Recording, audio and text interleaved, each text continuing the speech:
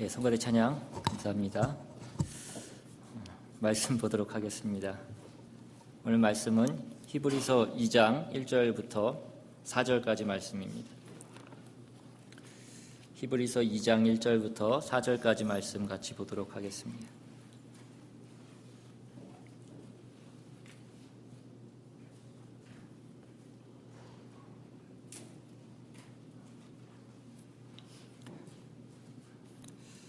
찾으셨으면 우리 한 절씩 교독해서 읽겠습니다. 제가 먼저 읽습니다.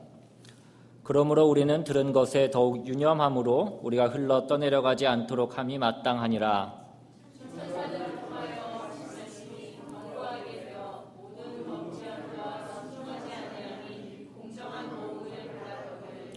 우리가 이같이 큰 구원을 등한히 여기면 어찌 그 보응을 피하리요. 이 구원은 처음에 주로 말씀하신 바요 들은 자들이 우리에게 확증한 바니 하나님과 우리 적들과 기사들과 여러 가지 능력과 이 자기의 뜻을 따라 성령이 나눠 주신 것으로서 들과 함께 제사하시느니라. 아멘. 기도하겠습니다. 하나님, 이 시간 주님의 말씀을 듣습니다.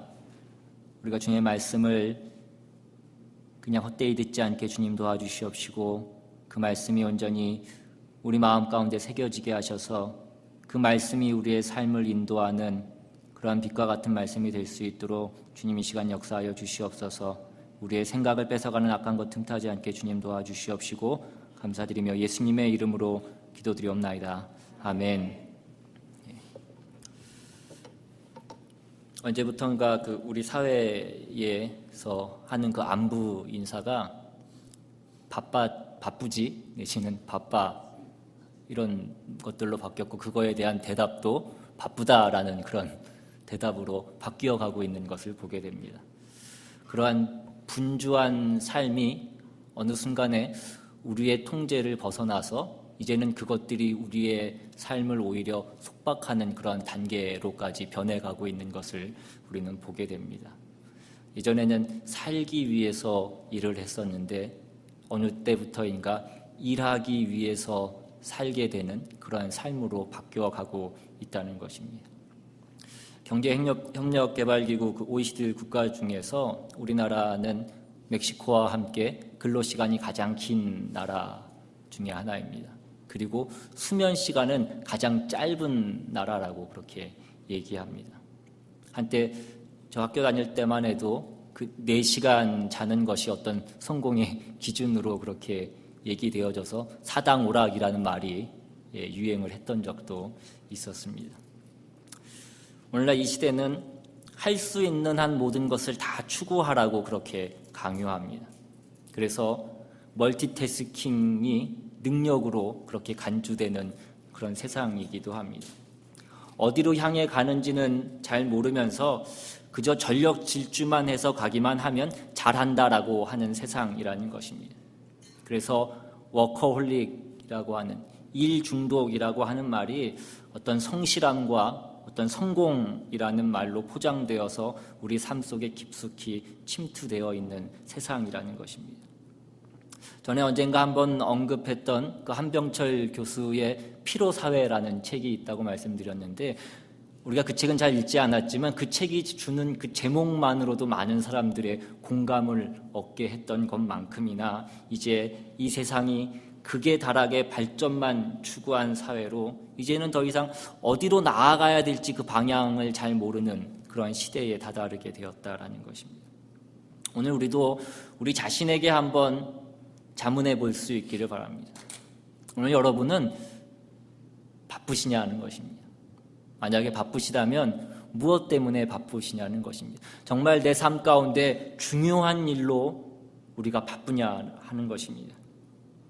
만약 우리가 우리 삶 가운데 정말 중요하지 않은 일로 인해서 바쁘다면 그 중요하지 않은 일로 인해서 바쁜 것만큼 우리는 중요한 일에는 소홀히 하면서 살아가고 있는 것입니다. 우리는 중요치 않은 일에 바쁘다는 이유로 정말 중요한 것은 잊어버리면서 살아가고 있는 것은 아니냐 하는 것입니다.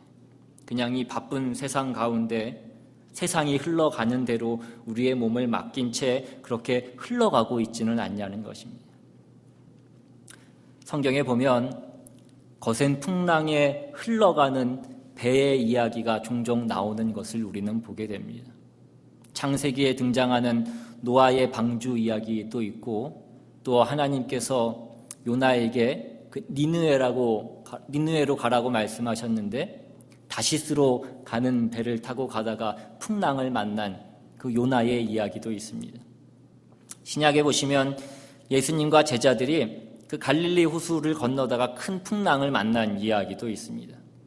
그때 그들을 태운 배가 큰 풍랑에 떠밀려서 방향을 잃고 표류하고 파선하기 직전이었습니다.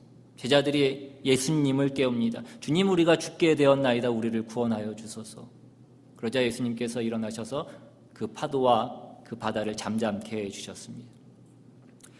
이러한 배에 대한 이야기가 성경 곳곳에 등장하고 있고, 또 예수님께서 그 갈릴리 바다의 어부들을 제자들로 부르셨을 때에도 너희로 사람을 낚는 어부가 되게 하겠다라고 그렇게 말씀하셨기 때문에 초대교회 때부터 자주 교회를 배에 그렇게 비유해 왔습니다. 그래서 오늘날에도 교회를 배에 비유해서 구원의 방주라고 그렇게 얘기하기도 합니다. 그런데 문제는 예수님께서는 고기 잡는 배가 되라고, 사람을 낚는 배가 되라고 교회를 세워주셨는데 오늘날 교회가 그냥 뱃놀이하는 배가 되어 있지는 않냐라는 것입니다. 이것은 오늘날 우리 신자들 개인적으로도 마찬가지인 것입니다. 우리는 인생을 항해로 그렇게 비유하곤 합니다. 우리는 예수 그리스도 안에서 인생의 항해를 떠난 사람들인 것입니다. 믿지 않는 사람들은 그냥 정처 없이 떠돌아다니는 것이지만 우리에게는 분명한 그 항해의 목표가 있다라는 것입니다. 예수님 안에서 우리를 부르신 하나님의 부르심이 있고, 장차 우리가 영광 가운데 만날 그 예수님이 계시고, 장차 우리가 들어가게 될 그 하나님의 나라라는 분명한 목표가 우리에게 있다라는 것입니다. 그런데 때로 우리 삶 가운데 우리 앞에 다가오는 그 시험과 그 문제와 그 유혹과 그 어려움과 그로 인한 우리 삶의 바쁨 때문에 우리가 그 목표를 잃어버리고 그냥 세상 물결이 흘러가는 대로 그렇게 흘러 떠내려가고 있지는 않냐라는 것입니다. 오늘 본문은 그러한 삶을 살아가고 있는 신자들에게 매우 진지한 경고를 하고 있는 것입니다. 오늘 본문 1절에 그러므로 우리는 들은 것에 더욱 유념함으로 우리가 흘러 떠내려가지 않도록 함이 마땅하니라. 흘러 떠내려가지 말라라고 말씀하시는 경고의 메시지입니다. 오늘 이 말씀은 먼저는 당시 그 이 히브리서의 수신자들인 그 유대인 그리스도인들에게 주는 경고이기도 하고, 또한 동시에 오늘 우리들에게 주는 경고의 메시지이기도 하다는 것입니다. 지난 시간에 보았던 것처럼 당시의 유대인 그 기독교 신자들은 유대교로부터도 박해를 받았고 로마 정부로부터도 핍박을 받았습니다. 그래서 그들의 삶 가운데에는 많은 고난과 어려움과 역경이 있었습니다. 특히나 그 유대교의 집요한 협박과 회유가 있었다라는 것입니다. 그러한 가운데 그 믿음이 흔들리는 사람들도 있었고, 그 믿음에서 떠내려간 사람들도 있었고, 그 믿음에서 떠내려가서 표류하고 있는 사람들도 있었고, 심지어는 그 믿음이 파손당한 사람들도 있었다라는 것입니다. 그러한 유대인 신자들에게 주는 경고의 메시지라는 것입니다. 흘러 떠내려가지 않도록 하라는 것입니다. 그리고 이것은 오늘 우리에게도 동시에 동일하게 주시는 말씀이라는 것입니다. 이 흘러 떠내려가다, 여기에 사용된 헬라어 원어는 파라레오라는 동사인데, 그 배가 정박지로부터 그 묶인 것이 풀려서 그냥 자연스럽게 떠내려가는 것을 묘사하는 그런 단어입니다. 그러니까 배가 그 나루터에 단단히 고정되어 있지 않아서, 그 끈으로 단단히 묶여 있지 않아서 저절로 흘러 떠내려가는 것을 묘사하는 것입니다. 무엇인가 단단히 붙잡고 있지 않아서, 무엇인가에 단단히 붙들려 있지 않아서 떠내려갈 수밖에 없는 것을 얘기하는 것입니다. 그러니까 오늘 이 말씀을 받는 사람들이 직면해 있는 위험은 그들이 어떤 특정한 잘못을 저지른 적극적인 범죄 때문에 그들이 처하게 된 위험이 아니라 그들이 들은 것을 확고히 붙들지 않아서, 그들이 그 말씀에 전적으로 순종하지 않아서 당하게 되는 위험이라는 것입니다. 그들이 들은 것이 무엇이었습니까? 오늘 본문 1절은 그러므로라는 말로 시작하고 있습니다. 이것은 오늘 본문이 앞에 있는 그 1장의 내용과 연결되어 있는 것임을 우리에게 알려주고 있는 것입니다. 우리 지난 시간에 보았던 히브리서 1장의 내용이 무엇이었습니까? 예수 그리스도의 탁월성에 대한 말씀이 히브리서 1장의 말씀이었습니다.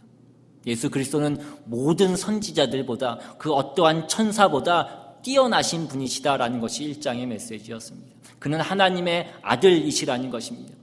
그는 만물을 창조하신 창조자시라는 것입니다. 그 만물의 상속자시라고 그렇게 말씀합니다. 그러므로 그분께 주목하는 것이 마땅하지 않겠냐라고 얘기하는 것입니다.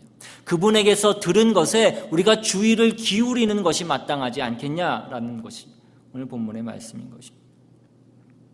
1절에 우리는 들은 것에 더욱 유념함으로, 이때 쓰인 헬라어 동사는 반드시 그렇게 해야 된다라는 must의 의미를 가지고 있습니다. 그래서 영어 성경에도 보시면 therefore we must pay attention이라고 그렇게 번역하고 있습니다. 우리가 들은 것에 반드시 유념해야 된다라는 그런 뜻입니다. 유념하다라는 말은 어떤 말입니까? 어떠한 특별한 주제에 우리의 마음을 기울이고 우리의 생각을 집중하는 것을 의미하는 것입니다. 그러니까 우리가 들은 것에, 그 주님의 말씀에 우리의 마음을 기울이고 우리의 생각을 집중해서 우리가 그것에서 흘러 떠내려가지 않도록 해야 된다라는 것입니다. 여러분, 우리가 늘 얘기하지만 우리가 은혜 받는 것만 중요한 것이 아니라 그 받은 은혜를 지키는 것은 더욱더 중요한 문제인 것입니다. 우리가 받은 은혜가 흘러 떠내려가지 않도록 우리는 애써야 된다라는 것입니다. 그러기 위해서는 우리가 언제나 그 받은 말씀에, 그 진리에 우리의 마음을 쓰고 그것에 우리의 생각을 집중시켜야 된다라는 것입니다.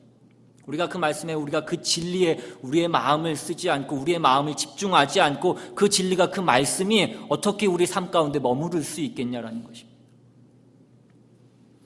하나님이 사람에게 준 특별한 선물이 있는데 그것은 생각할 수 있는 능력을 우리에게 주신 것입니다. 곧 사색의 힘이 있다라는 것입니다. 그런데 오늘날 많은 사람들이 사색하지 않습니다. 묵상하지 않는다라는 것입니다. 한 신문 사설에서 요즘 자라나는 아이들이 불행한 것은 검색은 많이 하지만 사색은 하지 않는다라고 그렇게 얘기했습니다. 검색은 여러 가지를 검사하여서 찾는 것입니다. 남이 만든 답을 찾는 것입니다. 오늘날 이 시대는 핸드폰 하나만 손에 들고 있으면 그 모든 수많은 인간들이 쌓아놓은 모든 것들을 얻을 수 있는, 그런 검색할 수 있는 그런 세상이 되었습니다. 그래서 그것을 나의 지식으로도 소유할 수 있는 놀라운 시대에 우리가 살아가고 있는 것입니다. 가장 빠르게 가장 풍부한 지식을 검색할 수 있는 것을 능력으로 대우받을 정도로 검색이 요긴한 시대에 우리가 살아가고 있다는 것입니다. 그에 비해서 사색은 사물의 이치를 파고들어서 깊이 생각하는 것입니다. 내가 스스로 답을 찾는 것입니다. 검색을 통해서 얻은 지식은 어느 정도 기계를 다룰 줄만 알면 어느 누구나 그 답을 얻을 수 있는 그런 지식입니다. 그러나 사색을 통해서 얻은 지식은 누구나 얻을 수 있는 것이 아니라는 것입니다. 각자 가지고 있는 그 지혜와 지식의 깊이에 따라서 다른 답을 갖게 된다는 것입니다. 검색은 사람을 나태하게 만듭니다. 검색은 매뉴얼에 얽매이게 만듭니다. 검색은 남이 뭐라고 하는가에만 집중하게 만든다는 것입니다. 그러나 사색은 개인적 성숙을 이루어내게 한다라고 그렇게 얘기합니다. 오늘날 많은 사람들이 사색은 없고 검색만 있는 세상이라고 그렇게 얘기합니다. 생각이 없는 시대라고 그렇게 얘기합니다. 이것이 오늘날 사회에도 많은 문제를 야기시키는 원인이 되고 많은 사람들의 인격의 장애를 일으키는 원인이 되는 그런 요인 중에 하나도 사람들이 사색하지 않고 생각하지 않기 때문이라고 얘기합니다. 그래서 자녀들에게도 어릴 때부터 검색하는 것보다는 사색할 수 있도록 그 환경을 조성해 주는 것이 무엇보다도 중요하다라고 그렇게 얘기합니다. 여러분, 이것은 신앙에서도 마찬가지입니다. 우리가 들은 것을 우리가 그저 귀로 듣는 것만으로 우리가 만족해서는 안 된다는 것입니다. 거기에 우리가 기도하고 묵상하고 그 들은 것을 자기 자신에게 적용할 수 있어야 됩니다. 믿음은 들음에서 난다라고 그렇게 얘기합니다. 하나님의 말씀은 우리에게 구원을 주시는 하나님의 능력의 말씀입니다. 하나님의 그 구원에 관한 진리를 알기 원하면 누구든지 반드시 그 하나님의 말씀과 접촉해야 된다는 것입니다. 우리가 그 말씀을 통해서 하나님의 음성을 들을 수 있기 때문인 것입니다. 그런데 누차 말씀드리지만 신앙생활 하면서도 성경 말씀을 등한히 여기는 많은 그리스도인들이 있다는 것입니다. 교회에 열심히 나가는 것만으로 신앙생활 잘하고 있다라고 만족하고 있는 성도들이 얼마나 많은지 모른다는 것입니다. 말씀 묵상과 기도 생활은 제대로 하지 않으면서 영적 생활이 제대로 이루어지고 있다라고 착각하고 있는 성도가 너무나 많이 있다는 것입니다. 여러분, 영적 타락과 부패는 말씀 듣기와 그 들은 말씀을 주의 깊게 생각하지 않는 그 말씀을 등한히 하는 데서 비롯되는 것입니다. 제 한 선배 목사님이 목회하면서 설교를 하면서 느꼈던 것에 대해서 한 말씀입니다. 한 교회에서 그 하나님의 말씀, 우리에게 주어진 그 하나님의 계시가 온전히 선포되어지는 것은 목사 한 사람의 그 개인의 역량이나 은사에 좌우되는 것이 아니라는 것입니다. 성도들의 수준과 목사의 수준은 비례한다라고 그렇게 얘기하더라는 것입니다. 그런 의미에서 봤을 때 여러분들은 어떻게 생각하실지 모르지만 저는 여러분들의 수준이 상당한 수준에 올라있다라고 그렇게 아직도 이 예배당을 뛰쳐나가지 않고 계신 것을 보면 이런 것입니다. 20세기 최고의 강해 설교자를 뽑으라고 하면 많은 사람들이 마틴 로이드 존스 목사님을 꼽습니다. 그런데 그와 같이 세계적인 명성을 얻게 된 핵심적인 이유가 어디 있냐면 물론 그의 설교가 탁월하기도 하지만 사실은 그의 설교를 들었던 청중들 때문이라는 것입니다. 여러분들 혹시 마틴 로이드 존스 목사님의 설교집 그 강해집을 읽어보신 적이 있는지 모르겠지만 특별히 로마서나 에베소서 같은 그 마틴 로이드 존스 목사님의 강해집을 한번 읽어보시면 아마 10페이지를 넘기기 전에 여러분들은 깊은 잠에 빠지시게 될 겁니다. 불면증이 있으신 분들은 오른쪽엔 성경책을 놓으시고 왼쪽엔 마틴 로이드 존스 목사님의 로마서 강해집을 놓으시면 그 불면증을 고치실 수 있습니다. 그분의 설교를 보면 인간의 감정에 호소하는 부분들은 철저하게 배격합니다. 모든 말씀을 굉장히 논리적으로 하나님 말씀 안에서 정말 치밀하게 그렇게 그 말씀을 풀어나가는 것을 보게 됩니다. 그 말씀을 보고 있으면 정말 입이 다물어지지 않을 정도인 것이 한두 번이 아닙니다. 그러나 또한 그 말씀이 너무나 지루하다라는 것입니다. 그러므로 그 설교를 듣기 위해서 앉아 있었던 당시에 그 영국의 웨스트민스터 채플의 그 성도들, 그 설교를 견뎌냈던 성도들 때문에 그 마틴 로이드 존스 목사님이 존재했다라는 것입니다. 성도들이 그 진리를 향한 그 간절함이 있었기 때문에 그 하나님 말씀에 대한 그 갈급한 심령이 있었기 때문에 설교자로 하여금 더 책상에 앉아서 하나님의 말씀을 더 깊이 연구하도록 만드는 것이라는 것입니다. 성도들이 하나님 말씀에 관심이 없을 때 강단에 서는 목사도 여러분을 두려워하지 않게 되는 것입니다. 열심히 준비해서 정말 밤에 잠 못 자고 준비해서 하는 설교에 성도들이 다 잠을 주무시고 대충 준비해서 대충 아는 것 조합해서 대충 설교했는데 오늘 은혜 받았다라고 얘기한다면 어떤 목사가 그렇게 열심히 밤에 잠 안 자면서 그렇게 설교를 준비하겠냐라는 것입니다. 한 사람의 설교자가 하나님의 말씀을 정확하고 온전하게 선포하는 데 있어서 1등 공신은 누구냐면 바로 청중이라는 것입니다. 청중들이 그 두 눈을 부라리면서 그 진리를 향한 그 간절함을 두 눈 가운데 뿜어낼 때에 그 설교를 하는 설교자는 긴장하지 않을 수 없다라는 것입니다. 여러분, 사탄은 성도를 타락시키기 전에 여러분들이 말씀에 접촉할 수 있는 그 기회를 점점 뺏어가는 것입니다. 말씀에 접촉하지 못하게 만들고 그 들은 말씀을 등한히 여기게 만드는 것입니다. 소그룹 모임이나 성경그룹 모임에서 말씀과 기도와 교제를 나누고 은혜의 간증을 나누는 것이 아니라 남 얘기하고 남 욕하고 세상 욕하는 것으로 그 주제를 은밀하게 교묘하게 바꾸어 버리는 것입니다. 모임의 모양은 있는데 모임의 능력은 없어지게 만든다라는 것입니다. 그래서 오늘 히브리서 기자는 경고하는 것입니다. 너희가 들은 그 말씀을 너희 안에서 흘러나가지 않도록 조심하라는 것입니다. 그 말씀이 흘러나가지 않도록 조심해야 되고 그 말씀이 흘러나가면 결국은 우리가 흘러 떠내려 가게 되는 것입니다. 여러분, 어떤 상황에서도 말씀 읽고 그 읽은 말씀을 묵상하고 그 말씀을 가지고 기도하는 사람은 결코 타락하지 않습니다.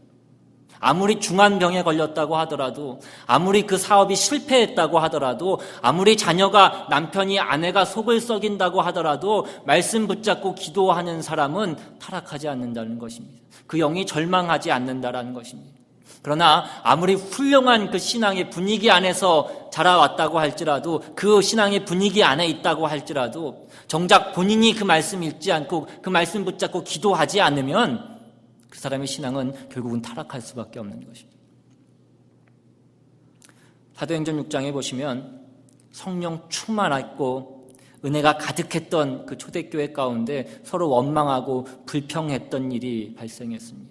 분열이 일어났던 것입니다. 무엇 때문이었습니까? 구제 때문이었습니다. 헬라파 유대인과 히브리파 유대인 사이에 논쟁이 벌어진 것입니다. 그것의 위기를 느낀 사도들이 그 문제를 어떻게 대처했습니까? 사도행전 6장 2절부터 4절에 보시면 12사도가 모든 제자를 불러 이르되 우리가 하나님의 말씀을 제쳐놓고 접대를 일삼는 것이 마땅하지 아니하니 형제들아 너희 가운데서 성령과 지혜가 충만하여 칭찬받는 사람 7을 택하라. 우리가 이 일을 그들에게 맡기고 우리는 오로지 기도하는 일과 말씀 사역에 힘쓰리라 하니, 그 구제하는 일은 구제를 잘 할 만한 그 사람들에게 맡기고 사도들은 기도와 말씀에 전적으로 힘을 쏟기로 함으로써 그 문제를 해결했다는 것입니다. 오직 기도하고 말씀에 전무함으로써 그 분열의 문제를 극복했다라는 것입니다. 그리고 그것의 결과가 무엇이었습니까? 그 뒤에 나오는 7절에 보시면 하나님의 말씀이 점점 왕성하여 예루살렘에 있는 제자의 수가 더 심히 많아지고 허다한 제사장의 무리도 이 도에 복종하니라. 여러분, 우리가 문제가 생기면 우리가 다른 것 아니라 말씀과 기도로 돌아갈 수 있어야 됩니다. 우리가 가장 본질적인 것으로 돌아갈 수 있어야 된다는 것입니다. 그것만이 하나님의 교회를 든든히 세울 수 있고 우리의 믿음을 올바로 유지시킬 수 있는 방법이라는 것입니다. 오늘 본문 2절부터는 왜 우리가 말씀을 소홀히 해서 흘러 떠내려 보내면 안 되는지에 대한 또 다른 이유를 말씀하고 있습니다. 2절에 천사들을 통하여 하신 말씀이 견고하게 되어 모든 범죄함과 순종하지 아니함이 공정한 보응을 받았거든. 오늘 우리가 읽은 이 우리말 성경에는 생략되어 있지만 원래 원어에는 왜냐하면이라는 그 접속사가 포함되어 있습니다. 그리고 여기에서 천사들을 통하여 하신 말씀은 모세의 율법을 가리키는 것입니다. 사도행전 7장 53절에서도 너희가 천사가 전한 율법을 받고도 지키지 아니하였도다 하니라 라고 하는 말씀처럼 성경 곳곳에서는 천사를 통하여 전하신 말씀이 율법이라는 것을 우리에게 말해주고 있습니다. 그러니까 이 말씀은 천사들이 전한 그 율법, 비록 그것이 부분적이고 일시적인 것이지만 그럼에도 불구하고 그 말씀이 여전히 법적인 구속력이 있어서 그 말씀을 어겼던 이스라엘 백성들이 공정한 보응을 받았다라는 것입니다. 그렇다면 이어지는 3절 말씀은 이같이 큰 구원을 등한히 여기면, 즉 아들을 통해서 주신 더 위대한 계시를 너희가 받았음에도 불구하고 그것을 소홀히 여기면 너희가 어찌 그 심판을 면할 수 있겠느냐라고 말씀하시는 것입니다. 여기서 등한히 여기다라는 것은 귀하게 여기지 않는다라는 것입니다. 소홀하게 여기고 하찮게 여긴다라는 것입니다. 우리가 그것을 가벼운 것으로 여긴다라는 그런 의미입니다.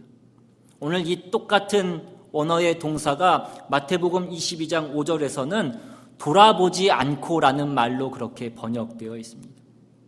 마태복음 22장에서 예수님께서 어느 왕이 그 자기 아들을 위하여 혼인잔치를 베푸는 그 비유로 그렇게 말씀하십니다. 왕이 자기 종들을 백성들에게 보내어서 왕의 그 아들의 결혼식에 참여하라고 그렇게 초청합니다. 그런데 마태복음 22장 5절에 보시면 그들이 돌아보지도 않고 한 사람은 자기 밭으로 한 사람은 자기 사업하러 가고라고 그렇게 기록되어 있습니다. 여기서 돌아보지 않고라는 그 말이 바로 등한히 여겼다라는 말이라는 것입니다. 사람들이 왕의 은혜의 초대를 돌아보지 않고 하나는 자기 밭으로 갔고 하나는 자기 사업하러 그냥 갔다라는 것입니다. 그들이 그것을 등한히 여겼기 때문이라는 것입니다. 하찮은 것으로 가벼운 것으로 여겼기 때문이라는 것입니다. 이렇게 등한히 여긴다라는 것은 밭이나 사업과 같은 것을 핑계로 왕의 혼인잔치를 마다했던 사람들을 묘사할 때 쓰인 단어라는 것입니다. 오늘 본문에서는 등한히 하는 그 행위가 어떤 결과를 가져올지 우리에게 알려줍니다. 이처럼 위대한 구원을 등한히 한 자들은 심판을 면하지 못할 것이라고 우리에게 경고해 주는 것입니다. 이 구원은 처음에 주로 말씀하신 바요. 이 구원은 처음에 우리 주님께서 말씀하신 것입니다. 이것이 복음이라는 것입니다. 또 들은 자들이 우리에게 확증한 바니 들은 자들이 누구입니까? 바로 사도들을 얘기하는 것입니다. 주님으로부터 보고 들은 그 증인들이 주님의 메시지를 그 구원의 복음을 증거하고 기록하고 선포하였다는 것입니다. 그러므로 이 복음에 너희가 유념하는 것이 마땅하지 않겠냐라는 것입니다. 신약 성경의 그 저자들은 그들이 들은 것 그대로, 그들이 본 것을 그대로, 성령님께서 깨닫게 하신 것을 그대로, 예수님이 계시해 준 것을 그대로 그 성경에 기록했습니다. 그래서 그들을 증인이라고 부르는 것입니다. 그들 스스로도 우리는 이 일의 증인이다라고 그렇게 얘기했습니다. 십자가에서 죽으시고 부활하신 그 예수 그리스도의 증인, 우리를 구원하시는 그 복음의 증인이라는 것입니다. 그들은 예수 그리스도께서 말씀하신 바를 들었고 그 말씀을 우리에게 전함으로 증인이 되었다라는 것입니다. 또한 그 말씀대로 살아감으로 그 예수 그리스도의 말씀이 정말 진리이고 생명이고 부활이고 능력이라는 것을 그들이 보여주었다는 것입니다. 그들처럼 그들을 모델로 삼아서 우리 역시 증인으로서의 그 믿음과 삶을 살아가야 된다라는 것입니다. 그럴 때 우리는 어떠한 삶의 환경 가운데서도 흔들리지 않고 흘러 떠내려 가지 않고 주님 앞으로 나아갈 수 있게 된다라는 것입니다. 여러분, 구약의 심판은 이 땅 가운데 심판이었습니다. 구약에서 하나님의 백성들이 그 천사들을 통해서 계시된 그 모세의 율법을 거스른 것 때문에 이 땅에서 심판을 받았다면 아들을 통해서 주신 그 하나님의 놀라운 구원을 거부하는 자들은 그 최후의 심판을 피하지 못할 것이라는 것입니다. 성경 어디에서도 우리가 그 구원의 말씀을 한번 들은 것으로 우리가 그 믿음을 끝까지 지키지 않아도 충분하다라고 그렇게 얘기하지 않습니다. 그러므로 우리는 우리가 받은 그 위대한 구원을 소홀히 하거나 등한히 여겨서 그 믿음에서 흘러 떠내려 가서는 안 된다라는 것입니다.